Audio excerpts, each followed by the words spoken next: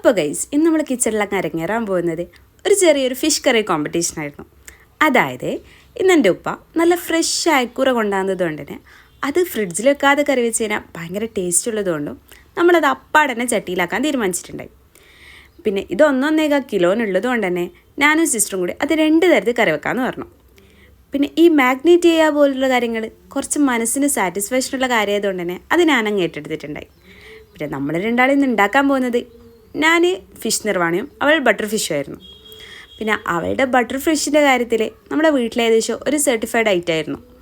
അതുകൊണ്ട് തന്നെ അവൾക്കതിൽ ഭയങ്കര കോൺഫിഡൻ്റ് ആയിരുന്നു. ബട്ട് എനിക്ക് അങ്ങനെ ആയിരുന്നില്ല. കാരണം എൻ്റെ വീട്ടിൽ ഈ മാങ്ങാ പുളി എന്ന് പറയുന്ന കാര്യങ്ങളൊക്കെ വലിയ ഇഷ്ടമില്ലാത്ത കൂട്ടറാണ്. അതുകൊണ്ട് തന്നെ ഇച്ചിരി ടെൻഷനുണ്ടായിരുന്നു. എങ്കിലും ഒന്ന് ടേസ്റ്റ് നോക്കാമെന്ന് കരുതി രണ്ടും നമ്മൾ അങ്ങ് ഉണ്ടാക്കിയിട്ടുണ്ടായി. എന്തായാലും ടേസ്റ്റിന് വലിയ കുറവൊന്നുമില്ല കേട്ടോ. എങ്കിലും അവളെ ബട്ടർ ഫിഷ് ആയിരുന്നു എനിക്ക് ഒന്നുകൂടി ഇഷ്ടമായത്. അപ്പോൾ ഇഷ്ടപ്പെടുകയാണെങ്കിൽ റെസിപ്പി വേണമെങ്കിൽ പറയാം കേട്ടോ. ഞാൻ റെസിപ്പി ഇവിടെ തന്നെ ഷെയർ ചെയ്യാം. അപ്പോൾ ഇന്നത്തേക്ക് ഇത്രയുള്ളൂ. Okay, by.